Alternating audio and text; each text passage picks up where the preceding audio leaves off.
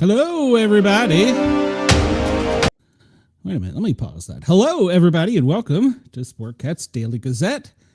I hope you're having a great day. Let's see, how do I want to start this off? Good day, good afternoon, good evening, and good night to wherever you are and whatever part of the world you are at. I am Sportcat, and I am here with your Daily Gazette.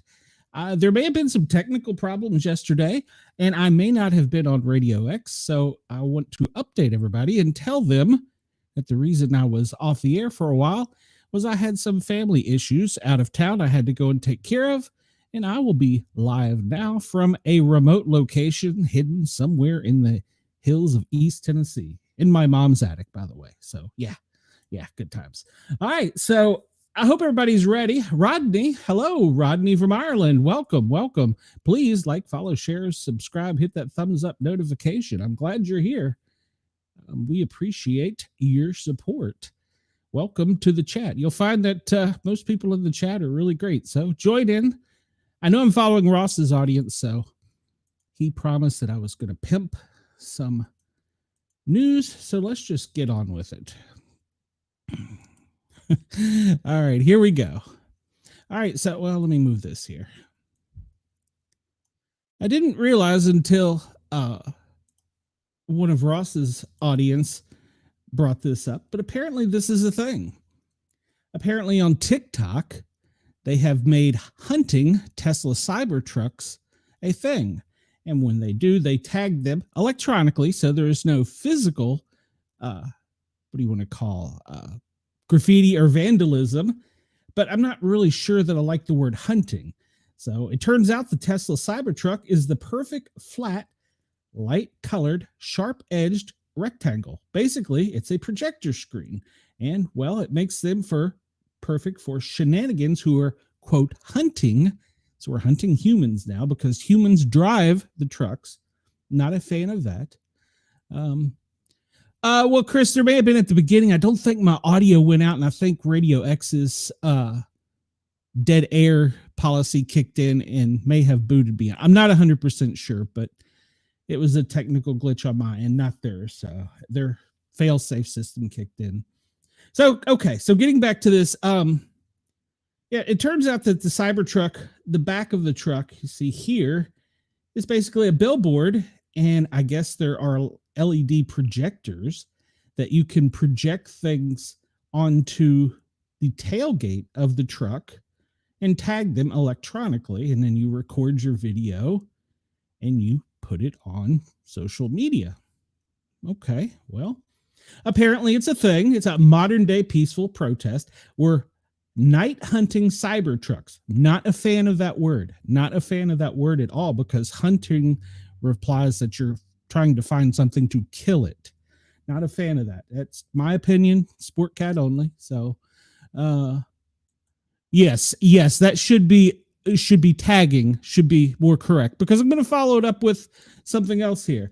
Tagging should be more correct. Electronic tagging. Graffiti is even wrong. So yeah, I'm not a fan of this. We're not going to go on about the Musk.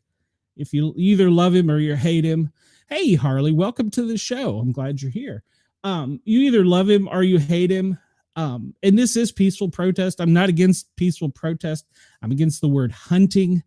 And I can see this will probably start some anger and conflict once these people realize they're getting caught. So, yeah. And when I say caught, they tagged, I guess would be the better word. Because, and here we go. Oh, crap. I just killed the... How do I undo that? I had a great story to follow up with that. And I killed it. I hit the wrong button. All right, hold on. I can fix this real quick. Except it's not letting me type on the correct screen. It was a perfect follow-up story. Here we go. Is this it? Nope. Hey, ironically, Las Vegas Metro Police Department has an entire fleet of Cybertrucks. How about that? I can't believe I killed that. All right, well, we're going to go over here. I'm going to find this story because this was the perfect follow-up to that, and I killed it. Good Lord. What's wrong with me? Here we go. All right, let's just bring this right over here. And multiple Teslas found on fire at Las Vegas Service Center. So this is, in my opinion, in my opinion only. Well, I'm not a fan of him either, but whatever. E-tag, that's good. And Trump says, I know it's just Trump. Oh, Ross is going to love me. He says, I know it's just a phrase, but no Dems or Indies that I know hate anyone. Oh, okay. I'll let you have that opinion, Ross. Hi, Denise. How are you? So multiple Teslas found on fire at a Las Vegas service center. So the Las Vegas news outlets are reporting that multiple cars were found on fire at a Tesla service center around 2:45 a.m. this morning, set ablaze by an individual, maybe somebody hunting. I don't know. And the video making the rounds shows the Model Y and Model 3. And by the way, Ross, just so you know, your friend B Dizzle is going to be buying a Model Y, I think, or maybe it's a 3. I don't know. Anyhow, I don't know which ones are which. So the FBI is going to get involved. The ATF is getting involved, and this is going to be considered an act of extremism and terrorism because this is not the only incident within the past 24 hours. So just my opinion, but this is highly dangerous. These vehicles, are being set on fire. If we're hunting them, you could set one on fire with a person in it. Social media is great for some things, but other things, it's absolutely horrible. And so I know that his audience was, I don't want to say they were promoting it, but they were talking about it. And not a fan of the word hunting because you get some people that get extreme and, well, then you get this. This is absolutely just vandalism, arson. I could go on. But anyhow, that's what I wanted to start off with. So the FBI, Las Vegas PD, Las Vegas Fire, and the ATF will be investigating this, and I'm sure it's going to be up to a, what would you call it, a hate crime, or at least arson. We can at least go with arson. I don't know about the other stuff, but okay. So let's get back on track here. I wanted to just cover that since I was really opposed to the word hunting because there's humans that drive those trucks, and I think that's the absolute wrong, horrible word. So we're gonna stick with trending news. Lollapalooza 2025 is trending. Do you know what Lollapalooza is? I didn't. Well, Harley, it's been a day. So Chicago is Lollapalooza is one of those iconic musical festivals in the world, and they've announced their 2025 lineup. I'll show it to you here in just a sec.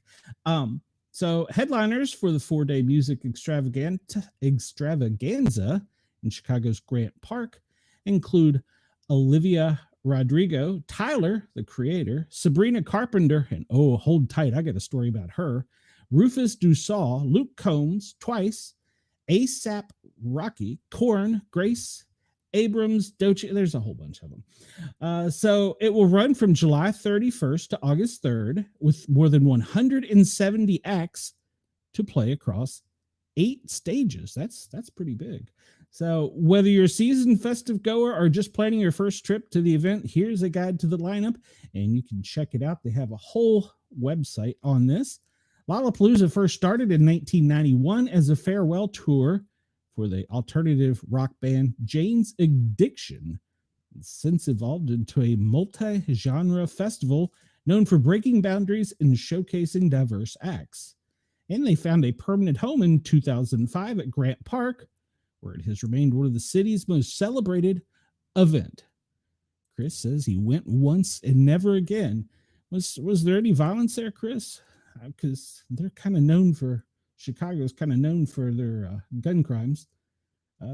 Lollapalooza will offer their lowest price of 4-day tickets beginning March 20th at 10 a.m. Central for 1 hour only. After that, ticket prices will increase. So you need to get online that morning. I sense that there will probably be a crash to that website. They offer transportation, prohibited items, obviously large backpacks and luggage, alcohol, except for VIP, so you got to pay more to drink. Okay. Drones, that's logical. Weapons or illegal substances, yeah. Professional cameras or recording equipment. Boy, that one's iffy because these new iPhones and Androids, gosh, from my time taking pictures, they almost rival them. So, phone cameras, non-professional. Okay, well, those are approved. Portable chargers, sunscreen. Yeah, obviously they don't have things like that available. So, or have that there, and I'm sure they'll have like a first aid station. All right, so this is the lineup that I told you I would show you there. And I'm going to be honest, maybe I'm old, but I don't know many of these people. I mean, I know who a couple of them are. I mean, obviously, I found out who Sabrina Carpenter was today. Wow. Wow. Rufus Du Sol, no. Luke Combs, I know. Korn, Grace Abrams, I know. Cage the Elephant, no, I don't know them. T-Pain, I've heard of. It's quite a list, and it looks like it's going to be a good time. Hopefully, they will get this event off without incident. And yeah, it looks like it's got a good lineup. And I'm sure a lot of these bands are alternative. And I mean, I see country, I see some pop. The Chicago Youth Symphony Orchestra, that's awesome.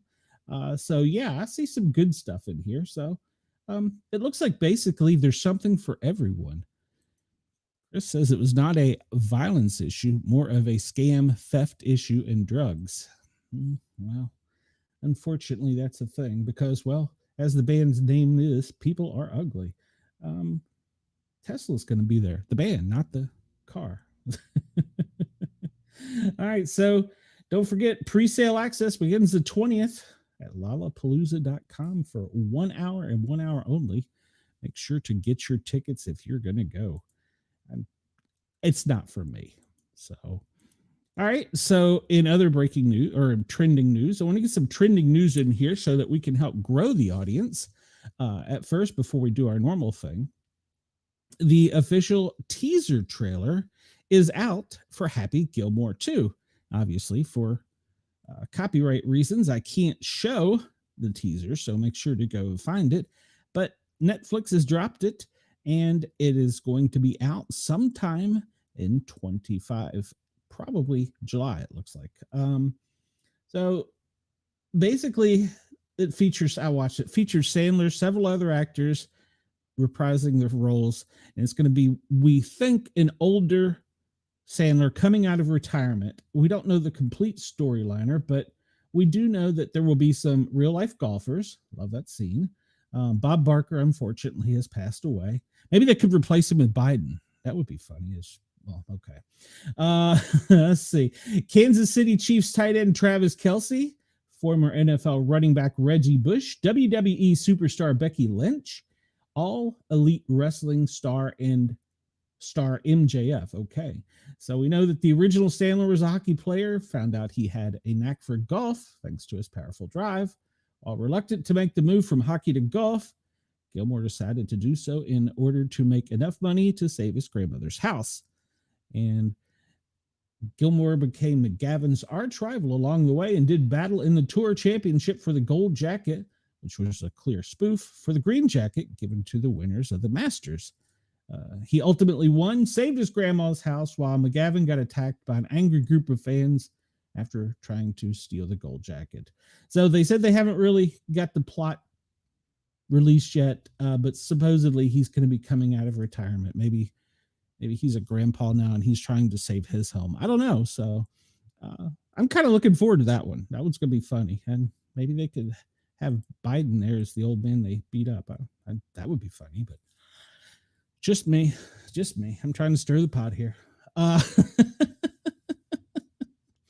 In other trending news, Lego and Pokemon are teaming up. That's right. They're going to team up and show us the world of Pokemon brick by brick. According to the Lego Group and the Pokemon Company, they have a multi-year partnership that will bring them together. So fans from the first time from 20 to fans for the first time in 2026.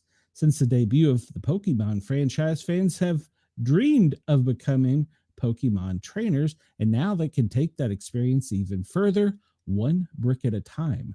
This new partnership will bring the world of Pokemon to life in entirely new ways, allowing fans to build beloved Pokemon characters in Lego brick form.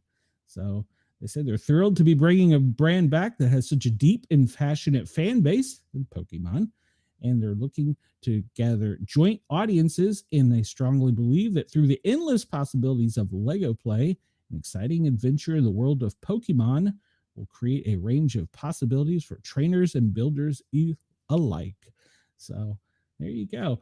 You know, I'm just wasn't there a TV show on that was a contest to see what you could build out of Lego. I just found it fascinating. For my time as a child, we had this little square bricks, and you could make like houses and stuff. And man, I'm showing my age here, but that's great. I love that. That's great for the kids. This one was a tech story that I wasn't really 100% sure of, but apparently Google is making a cash purchase for 32 billion, that's with a B, to acquire Wiz. And I didn't know what Wiz was, so I had to look it up, but apparently it's a cloud, and they're buying it and merging it with Google Cloud, and they paid cash, $32 billion. Billion. Go ahead and just buy another Google phone. They need the money. So it goes on to discuss all the security measures and how Google Cloud is the leader. Wiz has the technology and a large system, blah, blah, blah. Yeah, it's just, great. So, and of course it brought the alphabet soup of stock markets to an all-time high for both companies. So yeah, $32 billion. Okay, here we go. I promised you this is my tease so that I can keep some fans.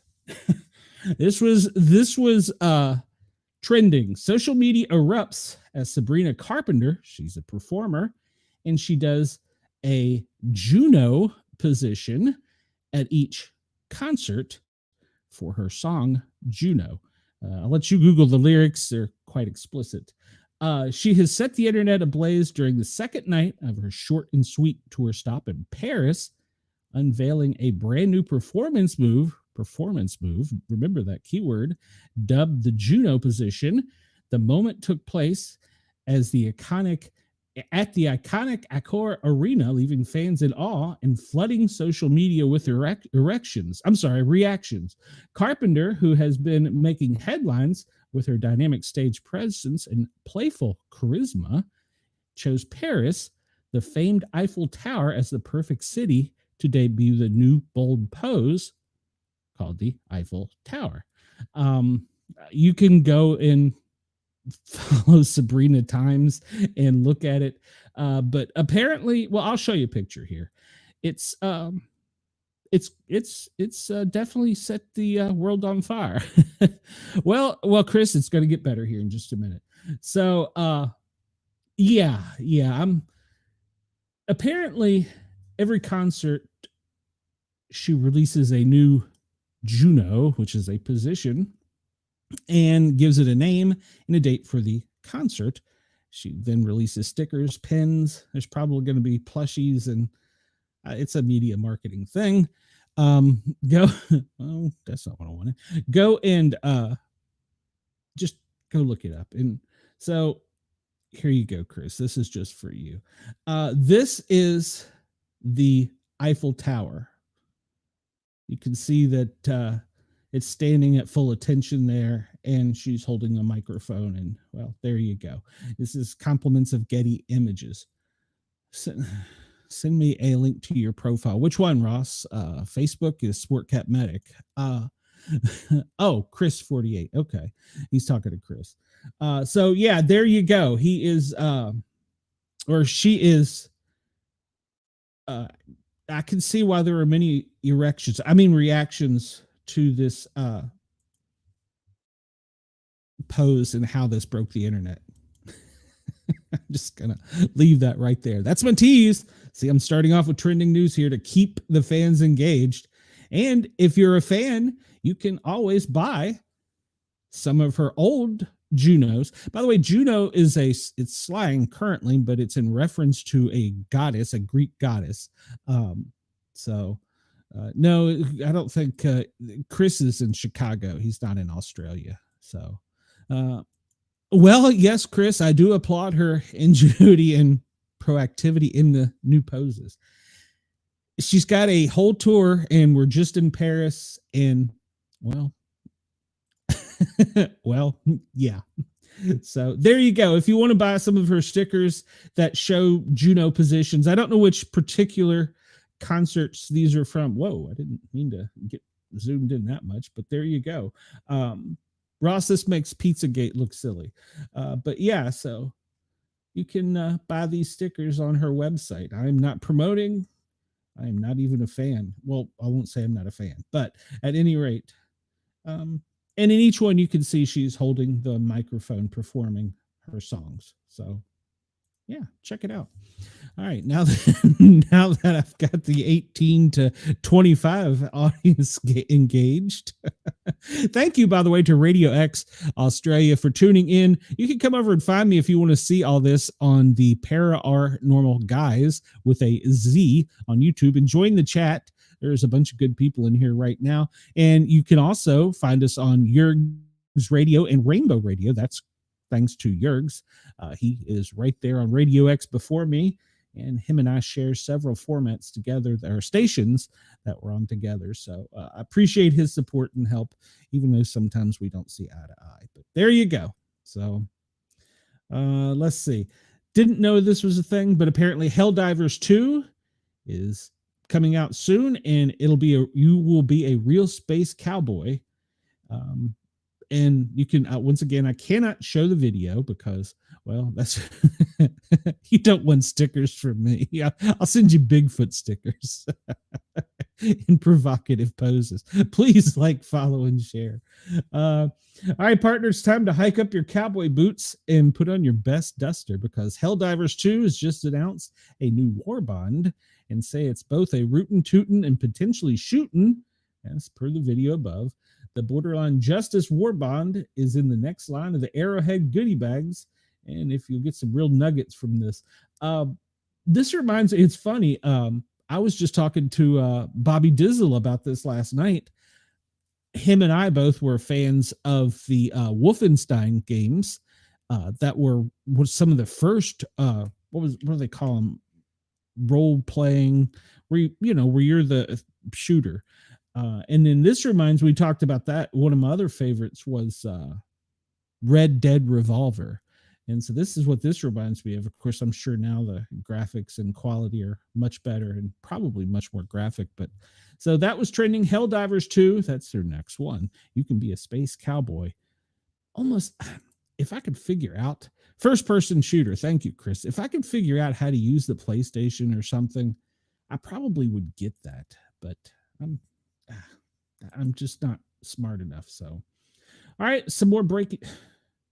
Good Lord. What do I keep doing? What button do I keep doing? All right, so this was breaking news. There we go. From the Hill. Let's make it full screen here. Chief Justice Roberts is pushing back in a rare public pushback after Trump calls for the judge's impeachment. Chief Justice John Roberts issued a rare statement pushing back after President Trump called to impeach a federal judge that ruled against his administration in a high-profile deportation case. He goes on in his release to say, for more than 2 centuries, it has been established that impeachment is not an appropriate response to a disagreement, that's a key word there, concerning a judicial decision. The normal appellate review process is this for that purpose. That is correct.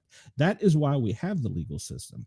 Chief Justice statements came hours after Trump called for impeaching U.S. District Judge James Boasberg, who was an appointee of a former President Obama, who blocked Trump on the Aliens Enemy Act of 1798 to swiftly deport Venezuelan immigrants the administration has labeled as gang members.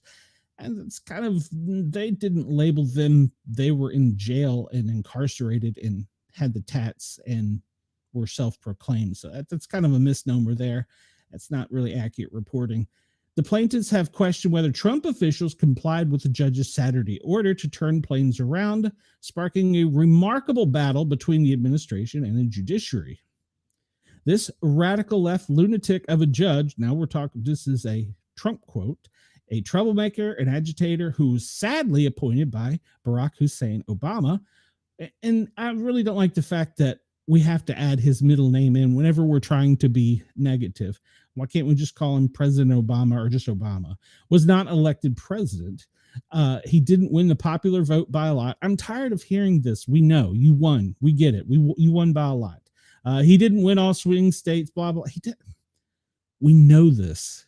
Shut up. Move on. It's when you've won an argument in something, you don't keep going back. It's like being in a relationship with a woman, and every time you argue, you go back to something she does. It's not going to get you any favor. So this judge, like many crooked judges, I'm still quoting Trump, I am forced to appear before, should be impeached.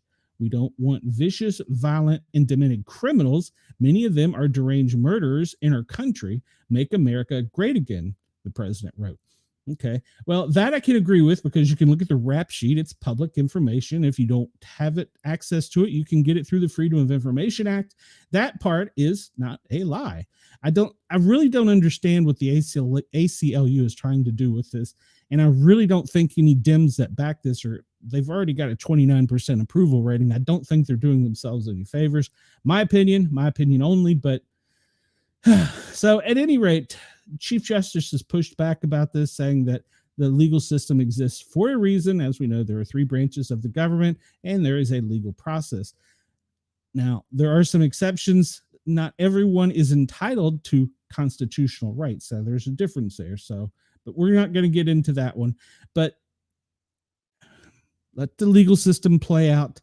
I believe if we let it play out fairly, that will prevail, and they won't have it to worry about, because surely we don't want to keep that type of person in America. So since we were covering this, I wanted to bring this up. This is from NPR. It's stated today at 11 a.m. I do not know Ross cites all of his at the end in Cliff Notes. You can see mine on screen, and if you have a question, you can jump in the chat or shoot me an email, and I'll be more than glad to answer it or send you a link. But for the most part, I use the same ones every day, except for the trending and the breaking news. So President Trump, he used the Alien Enemies Act of 1798. It's a rare and obscure law that has been used sparingly throughout U.S. history to detain or deport nationals of an enemy nation during wartime or an invasion.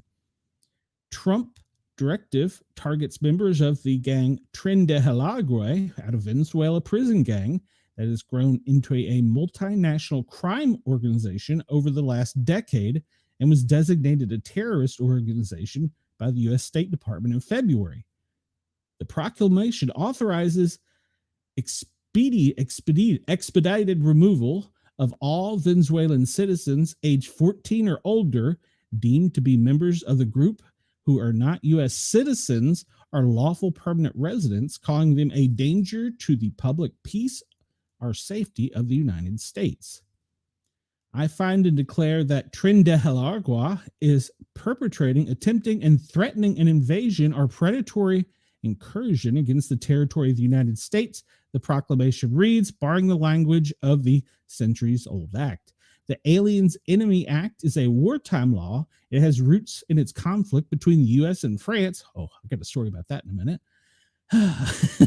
And there are times that it has been used until now, and they were all during major wars. Legal experts have long been skeptical of the Trump campaign promise and facet of the 2024 Republican Party platform to utilize the act during peacetime, since immigration hasn't historically constituted an invasion.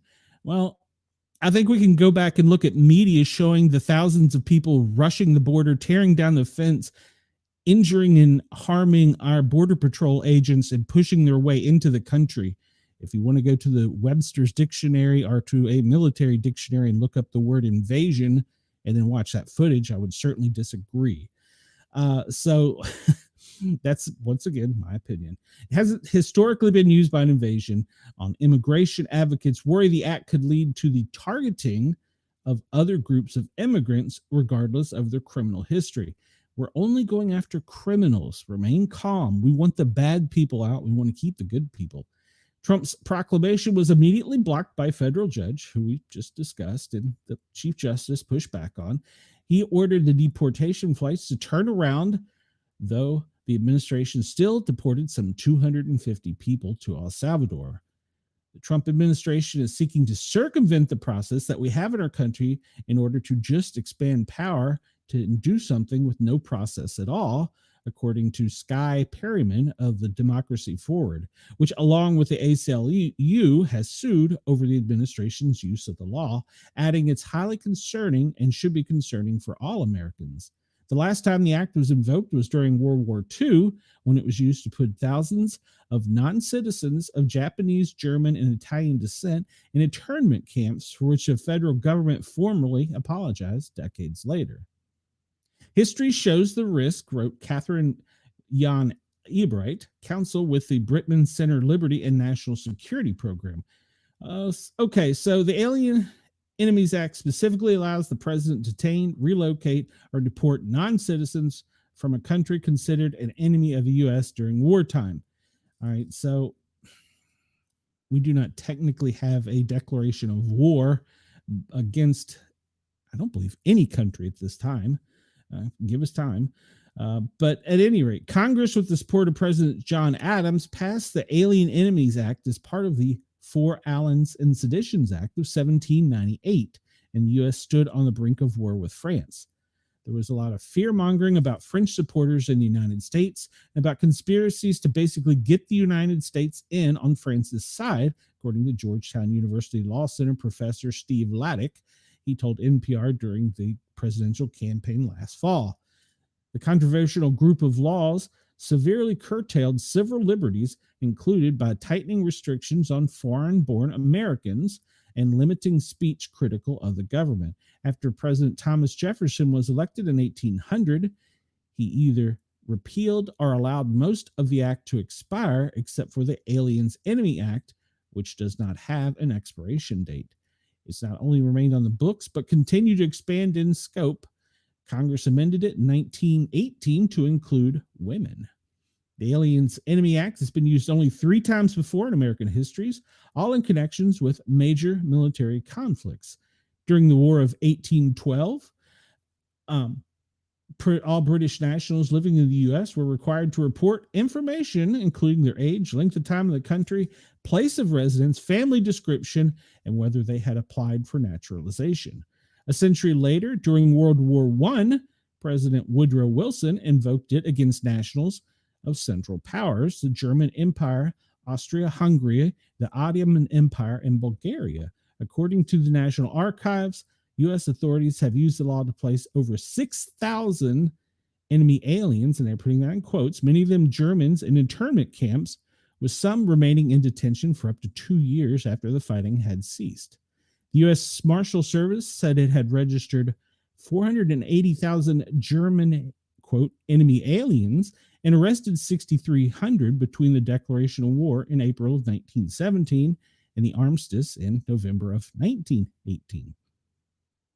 So, most recently, President Franklin Roosevelt invoked the act after the attack on Pearl Harbor, designating Japanese, German, and Italian nationals as alien enemies during WW2. His proclamation required residents from all 3 countries to register with the U.S. government and authorized the internment of any alien enemy deemed potentially dangerous to the peace and security of the U.S.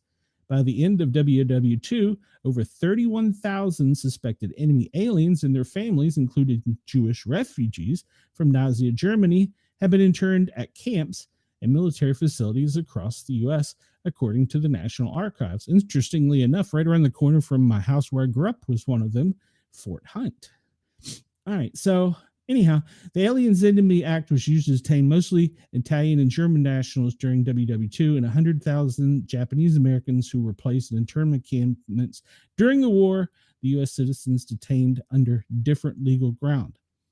How strong is the Trump case? Well, they're saying that the fine print states that the president can only assume this authority once Congress has declared war. While we have been in plenty of conflicts over the decades, it hasn't done so formally since 1942 and hasn't been a source of contemporary controversy because we haven't had to declare war. No one has tried to argue that an invasion or predatory incursion language could be used in any context other than conventional war until Trump, who has a long history of using dehumanizing language against minority groups and political opponents. Now, this is the reporter's opinion, and this professor speaking. And Enright in the Bozeman Center call his argument flagrantly illegal power grab. Well, that's up to the courts to decide, and this will no doubt make it to the Supreme Court. We talked about this last week, I believe, before I had to come here to Tennessee. I looked back, and over the past 2 weeks, I've broke more stories before mainstream media than anyone else. I don't get it. And I think you're going to have to go to local reporting, local media to find things and do your own homework and research, because the talking heads from Hollywood are only going to tell you what they're told to tell you. So that goes on. You can find this on NPR and read the whole article, but it's going to go to court. They're going to litigate this out for a little bit longer. I probably expect this one to be expedited in the Supreme Court, or to the Supreme Court, because of what it is. All right, so let's kill that. In another trending story, once again, it involves President Trump. He is ending Secret Service protection for Hunter and Ashley Biden. President Donald Trump is ending the U.S. Secret Service protection for former President Joe Biden's adult children. He made the announcement on his conservative social media platform Monday evening. Earlier Monday, as he toured the Kennedy Center in Washington, D.C., Trump was asked by a reporter about the security detail assigned to the Hunter Biden as he vacationed in South Africa. He said that will be something that, hey, Wendell, welcome. How are you? That will be something I'll look into this afternoon. I have just heard about it for the first time. Shortly after the inauguration, Trump revoked security protection for John Bolton, Mike Pompeo, Mark Milley, and despite threats against their lives from Iran because of the work in the first Trump administration. He also removed the security detail that was assigned to Dr. Anthony Fauci, who faced threats over the federal response to the coronavirus pandemic. When you have protection, you can't have it for the rest of your life, Trump told reporters at the time. Presidents, vice presidents, and their families are giving Secret Service protection throughout their time in office. Former presidents and spouses can keep their details for the rest of their lives after leaving office unless they choose to decline it. Federal law also provides security for children of former presidents until age 16, though outgoing presidents can extend it. Hunter Biden is 55 and Ashley Biden is 43. When Trump left office after the 2020 election, his adult children and their two spouses received Secret Service protection for an additional 6 months. See, there you go. We're reporting fairly. Before leaving office, Joe Biden issued a controversial pardon, which we now know is null and void, for his son over tax evasion and federal gun charges. ABC News recently reported that Biden now finds himself in debt without a permanent home, according to court documents. Plus, Hunter Biden continues to be a target of Republican attacks, including criticism of Trump and Vice President J.D. Vance. That is true. I will not argue that. That point is true. That they are, I don't know what button I just pushed. They are always being attacked. I mean, not physically, but at least verbally. All right, this story was breaking. Hillary Clinton, God, I hate hearing that name, talks about Russia-Ukraine deal and a struggle for a truth-based world in a Cinema for World Peace forum. Former U.S. Secretary of State Hillary Clinton has warned against striking a deal with Russia to end the Ukraine war that does not hold the instigators of the 2022 invasion and perpetrators of war crimes to account. She might be careful what she's asking for. Everybody would hope that the war in Ukraine could come to an end and the unjustified suffering of the Ukrainian people could be ended, Clinton told an event at the pro-democracy Cinema for Peace World Forum in Berlin on Monday. But there is no peace without injustice. No, wait a minute, I read that wrong. Correction. But there is no peace without justice. There's no peace without accountability, and there's no peace without every effort undertaken to end the impunity of those who ordered this invasion and those who perpetrated the killings and the war crime. That quote's going to come back to haunt her. No peace without justice, no peace without accountability, and no peace without every effort undertaken to end the impunity of those who ordered it. That quote's going to come back to haunt her. Sorry, Ross, I can't say I won't be unhappy about that. And by the way, the White House did just release that the conversation between Trump and Putin has taken place, and they will be releasing a transcript shortly. I don't know if I'll have time to get it today. We jump over because the first thing that everybody wants to throw up, well, the egg prices. Jesus Christ. Well, our former president killed all of our chickens. But the reason that Canada has plenty and the U.S. doesn't is because that, well, hold on. Let me jump. I'm jumping ahead of myself. In Caniful. Oh, good Lord. With egg prices in the United States at record high, the U.S. Department of Agriculture is now exploring ways other countries produce eggs for potential solutions. The department may not have to look far, just over the border. Well, maybe we'll take them over. We have not had any shortages of eggs, says Mike Von Massow, a food economist at the University of, and I'm not even going to try, in Ontario. We can choose from 14 different types of eggs. That's a stark contrast with the U.S., where the avian flu efforts to contain it have wiped out tens of millions of egg-laying chickens, forcing some supermarkets to limit egg purchases and driving restaurant chains such as Denny, Waffle House too? Goodness, I didn't know that, to add a surcharge on egg dishes. Meanwhile, shoppers just north of the border have plenty of eggs to go with their Canadian bacon. I get calls from reporters here in Canada, and they're saying, we're hearing all this about eggs. And I say, well, that's in the U.S. and it's not happening here. So why is Canada different? Canadian chickens can catch the avian flu. They don't have a specific strain of bird that doesn't, like their American cousins, but the impact on the Canadian egg supply has been far limited. They suggest a number of explanations for this. First, it gets colder in Canada, so barns are more tightly sealed, which helps keep flu viruses carried by wild birds out. They also have fewer free-range chickens, which are more susceptible to getting infected, and all that is true. But perhaps the biggest difference is that the egg farms in Canada are much smaller, so when one farm does suffer a flu outbreak, the effects are far less reaching. The typical egg farm in Canada only has about 25,000 laying hens, whereas many in the United States have over 1 million. In effect, the American farmers have put a lot more of their eggs in a relatively small number of baskets. That's a good way of looking at it, and they're absolutely right. If an individual farm represents a larger proportion of production, then when an individual farm is affected, you're taking more of that supply. That makes sense. The American egg farms weren't always this big. The typical farm in the U.S. quadrupled in size since the 90s, according to a paper co-authored by the poultry economist Jada Thompson of the University of Arkansas. That's partly because competitive pressure in the U.S. to produce cheap food encourages farmers to make it up with volume. It's kind of the American way. These companies aren't making a ton of money per egg, but they're selling a lot of eggs. Many farms in the U.S. rely on automated equipment that requires a large number of birds to operate efficiently. Most of the time, that industrialized agriculture model delivers cost for savings to consumers, and eggs are typically cheaper in the U.S. than they are in Canada. And so we have had more affordable eggs at lower prices.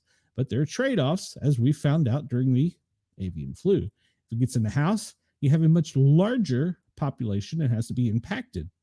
And I don't know if you remember, but when I covered this, go away rambling Graham, whatever your name is, on Twitch, you're a pain in the ass. When we covered this a few weeks ago, the way that this is solved in the United States is through fire. They don't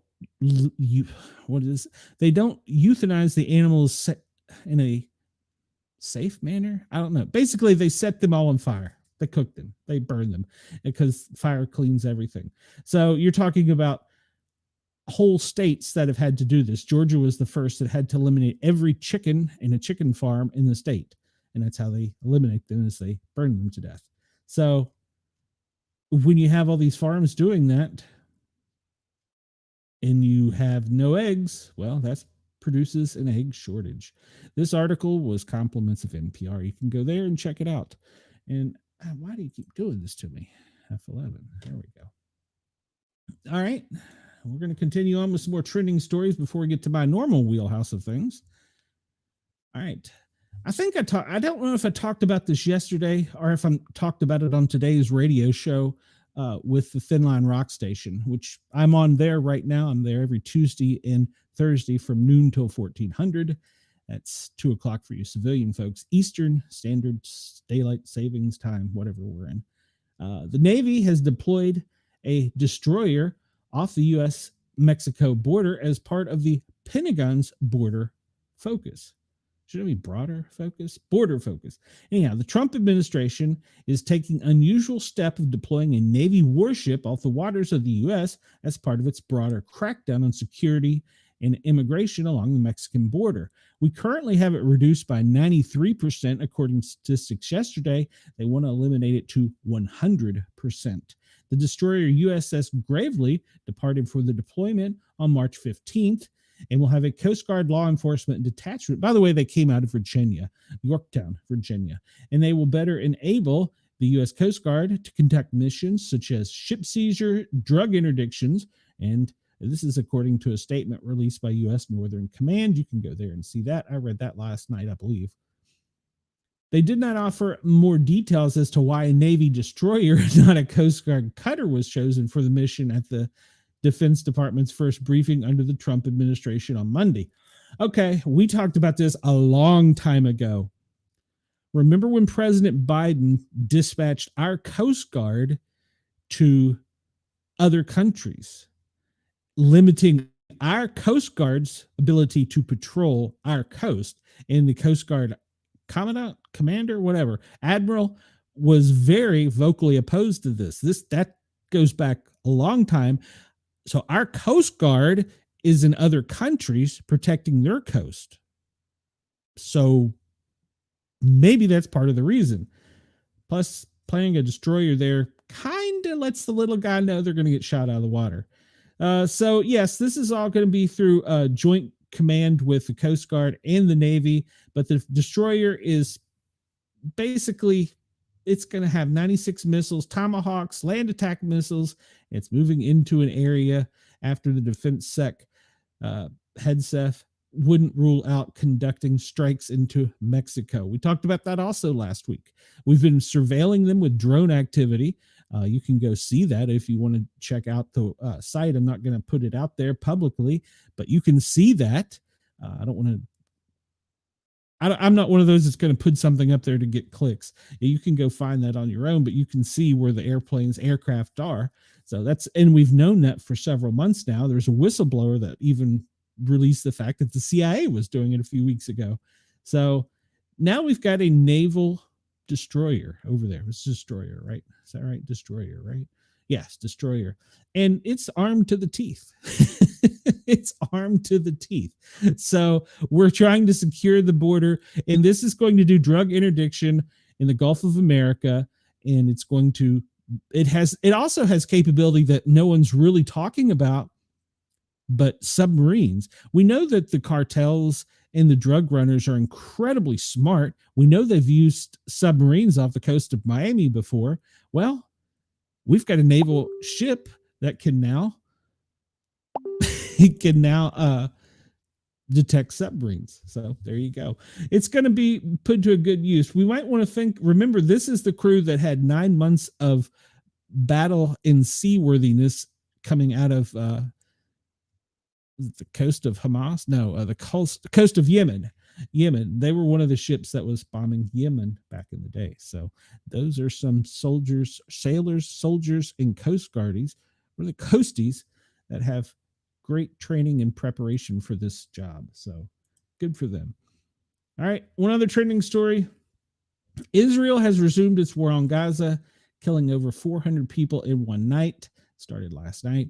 It has resumed heavy airstrikes across the Gaza strips after 2 weeks of systemic Israel violations of terms of the ceasefire, the stalling of negotiations over the agreement's second phase. The Israeli army began bombing numerous targets in the Gaza Strip early Tuesday morning past midnight, including civilian homes and tents. It's to place many. At the time of this writing, the Ministry of Health in Gaza reports over 404 people have been killed and 562 were injured in the massacre carried out by Israel. This article is a little biased, isn't it? After nearly 2 months of relative calm, the airstrikes resumed without prior warning or evacuation orders, with local sources reporting that bombs dropped over Gaza City, Khan Yunis, Rafah, and multiple parts of the Strip. It's a familiar scene of mass killing in the Gaza Strip. Well, both sides are guilty on this one. I don't really have an opinion on this one, besides for the fact that they need to just get a peace deal done. It just needs to happen. Our lovely press secretary fielded a smartass question from a reporter. Reporter asked if America was going to give the Statue of Liberty back. Apparently, this stems from a French politician making headlines for suggesting that the U.S. is no longer worthy of the monument, which was a gift nearly 140 years ago. His assertion in the speech this weekend that some Americans have chosen to switch to the sides of the tyrants, I think he's talking about MAGA, reflect the broad shockwaves that U.S. President Donald Trump's seismic shifts in foreign and domestic policy are triggering in France and elsewhere in Europe. Oh, you mean peace and freedom through strength? Give us back the Statue of Liberty, he told supporters of his public place party, who applauded and whistled. It was our gift to you, but apparently you despise her, so she will be happy here with us. Indian giver. Anyhow, the White House brushed back comments saying France instead should be grateful for the U.S. supporting during World War I and World War II, and then shot back that the French gratitude Americans' wartime sacrifice is eternal, but added, if the free world would no longer interest your government, then we will take up the torch here in Europe. No one, of course, will come and steal the Statue of Liberty, he wrote. The statue is yours, but embodies what belongs to everyone. Okay, can they take it back? No, dream on. But our press secretary is under fire because she made the comment that they should be lucky that they're not speaking German right now. Brains and beauty. So. But she is being attacked on Twitter for that comment. Yeah. All right, we're back into my normal wheelhouse of things here. Now that I've clickbaited everybody. FEMA was able to update their daily operations briefing for Tuesday, March 18th at 8:30 a.m. That's today. Hey. I'm on my third Mountain Dew. So, let's see. Ross says, we wouldn't be anywhere without France and the American Revolution. If it were not for them, we'd be sipping tea and eating biscuits right now. You are correct, Ross. You are absolutely correct. If the French had made it to the United States during the Civil War, might be a different thing too. So, coulda, woulda, shoulda. But I think the tit for tat is just funny, personally. Current incidents, FEMA is monitoring wildfires in the central and southern plains. Lots of wildfires. We have critical fire weather in the central plains and southern plains, whereas we have heavy snow in the Sierra Nevada and the central Rockies. All right, so there's been 2 amendments issued, and they're going into the wildfires in central and southern plains.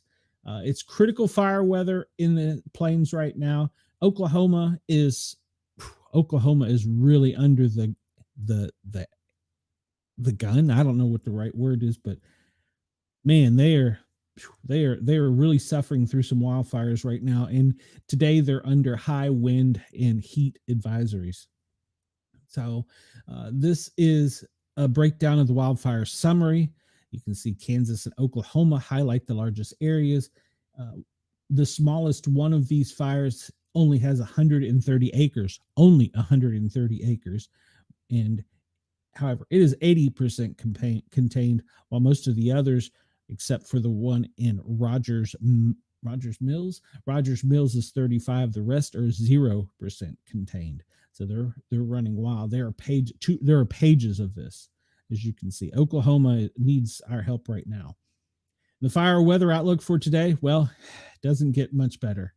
We can see that basically from the border extending all the way almost to the Great Lakes is where there's high fire um, conditions, critical extreme conditions over northwest in Texas and all the way up basically Oklahoma. So tomorrow it will decrease slightly. Mainly Texas will be under the gun tomorrow. The national weather forecast today, as we talked about, we're going to have a lot of rain from Oregon and Washington. I'm sorry, a lot of snow and rain mixed precipitation coming from the Washington, Oregon off the coast, extending almost over to the Great Lakes, dipping down almost as far as Texas. New England, South Dakota, Montana, Idaho, Nevada, Oregon, they're all going to see some mixed precipitation. That will move across the country rather slowly, affecting pretty much the central Ohio region, all the way extending down. It's going to tap the Gulf moisture to the southeast in the Gulf of America. And Thursday, that front will still be in the south, but it's going to be moving off of the coast. And so tomorrow, the east coast will be more affected. And snow will return to the northeast by the end of the week. You thought you were out of it, Maine. Thought you were out of it, Vermont. Nope, not yet. The snowfall forecast we can see, where we are mostly concerned about it, is in the higher elevations, Seattle, Washington. The what do they call it? The Cascade Range in California, Oregon, up in the Rockies, over in the plains, Boise, Idaho, extending down into Salt Lake. It's going to snow, heavy snow for my friend over in Colorado who wanted to shout out yesterday. So you're going to get snow, and you're going to get lots of snow. So be thankful you're going to get snow. Go get ready for it. It's coming. So shout out to her. So she knows who she is. So she shall remain nameless until she gets in the chat. Severe weather outlook for today. The main risk is going to be pretty much marginal across much of the Midwest, but the problem is going to be the winds. So FEMA is got its hands full right now, as you can see here. They're working Mississippi with the tornadic activity over the weekend. They've got several teams deployed and they're working there. This area that we're going to talk about here in a little bit is the wildfire, but there's also another thing that there is going to be a growing concern: dust storms. And that's going to come as this cold front moves down, hits the fires, and warm air out of the Gulf of America is going to create dust storms. Remember that mud rain we had a while back? Well, we're going to get it again. So let's see here. This is the preliminary damage assessments for Virginia. There were 11 counties. For Tennessee, there were 3 counties. And then from there, that goes back to the older winter weather. Declarations in progress. The only new one, I believe, is from Virginia from the winter storms and tornado flooding, but that's only, that's actually goes back to February. So, and they amended to, I guess this is just changing the person in charge. I don't know. This goes into the specifics, grant activity and what they're giving. You can see that severe storm damages, they're giving hundreds of thousands of dollars to each region for hurricane damage down all the way back in, I guess it would be last summer, wouldn't it? When the hurricane damage was in Florida and Georgia. So Yeah, most they're getting millions of dollars, large sums of money. You can go and look at this. This is the FEMA daily brief. It explains how much is going to what region and how it's being dispersed. If you remember, we even talked about they're still dispensing COVID money. It's crazy, isn't it? So that's what all of this says. This is their weekly breakdown of how the individual activity is per dates and states, and they break it down into multiple grants and how you can get direct housing and stuff like that. So if you want to find this, check out the FEMA daily briefing. Usually you can find it either online at FEMA or the disastercenter.com. You can go to either place. Do roll call for the president today. President Trump, he's had a busy day already. As we know, they have the in-pool camera time at 9 a.m. At 3:30 today, he's signing executive orders. I'm not sure what those are. It doesn't disclose the time that he was to speak to President Putin, but obviously that's already occurred. They'll be releasing the notes soon. And after 3:30, it's quiet on what's going to happen officially with the POTUS. So there's his scheduled for today, Tuesday, March 18th. I'm not really sure what he's going to be doing after 3:30. He's not going to be playing golf, that's for sure. Let's hope he's not, I should say. We've got too many things we need to get to. Chris says, I have always thought Wildflower was a great name for a pony. That old song gets it. What's that horse with no name? Come on, Chris. All right, this is the GEMA. I like to use GEMA because they break it down pretty well with their advisories. Georgia Emergency Management, of course, obviously that's home. They have what I think is one of the most superior maps. It can be a bit overwhelming because when you look, you see all of this. You have to really zoom into your area to find out specifically what the problems are. And you can see, all right, so we're just going to jump into Kansas here. And we can see they have everything from blizzard warnings to high wind warnings to red flag fire warnings. You know, so that's the rainbow effect there. That goes pretty much from the Great Lakes with the winter weather warning, getting down into blizzard warnings. Then we jump into the Central Plains and you get a mix of all of that, almost all the way down to Texas, where you're going to start to see the high wind. We were talking about this a little bit ago, blowing dust advisory, high wind, high red flag warnings. That's all in Albuquerque. That's, you know, it's a rainbow of colors. So you can use this map pretty much to go down to your county to see what's where. And you can also go and see the blue dots highlights individual counties. It'll show you exactly what it is. This county, for instance, is Fulton County. What is this, Arkansas? And what's 1 of 5? Okay, give me more. There we go. A 1.4 earthquake. You can see the little blue dot there. That was on the 15th. I believe, Wendell, if I'm not wrong, I was going to mention this. This is Knox County. It doesn't have any warnings currently. I want to get to that one. There we go. Sevier County, they've had several fires up there, but they had a 2.1 magnitude earthquake on the 12th. I wasn't here to feel that. But I thought I saw one pop up recently that was relatively small. That was also on the 12th. That was in Monroe County. Maybe it was in Carolina. I saw it, and I figured I would tell Wendell. Union County, this is in North Carolina, had a earthquake of 2.0 magnitude. That was on the 14th. I swore there was one more recent than that. But let's see, Montgomery County, this is up in Kentucky, had a 2.2 earthquake, and that was on the 15th. So, yeah, I don't know where I saw it, but there was one more recent, I thought, somewhere in the South. Let's see, I covered that one.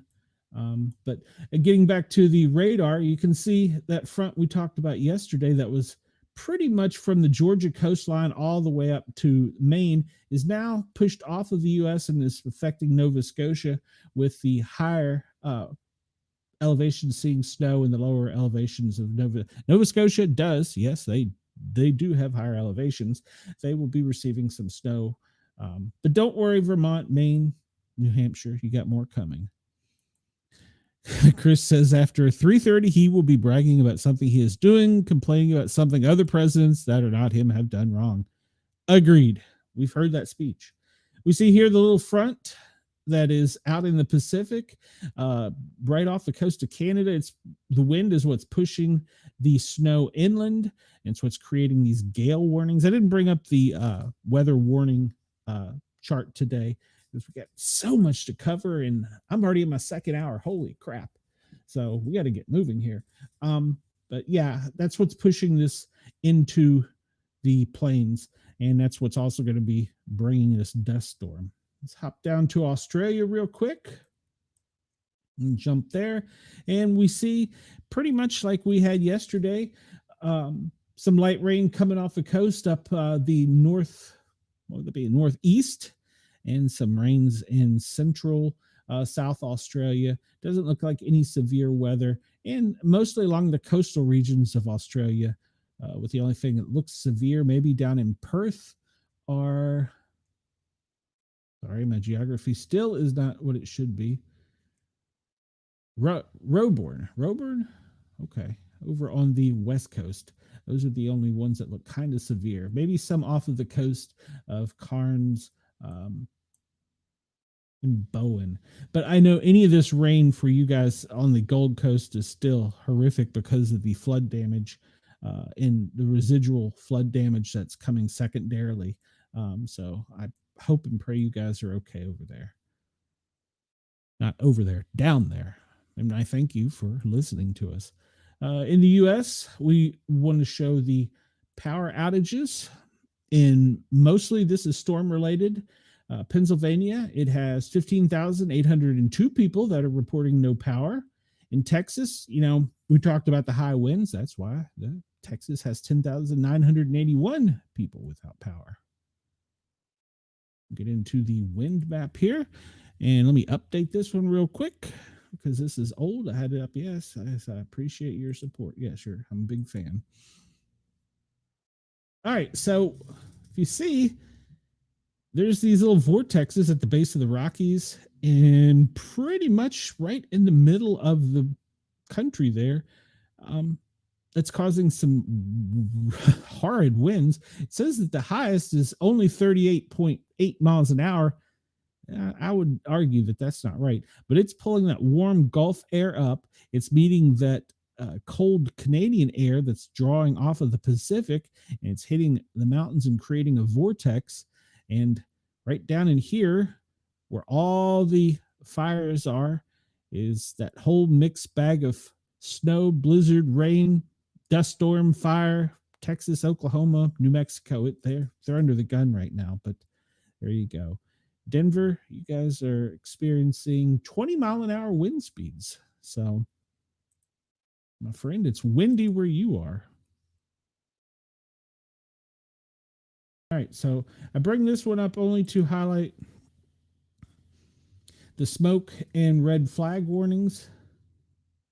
And I mean, look at the number of fires. I'll show you the NASA map here in a little bit, but these are, you see the ones in yellow are new, which it only looks like there's only one there. But just look here in Oklahoma. Just look at the number of fires they have in Texas up at the top of Texas there.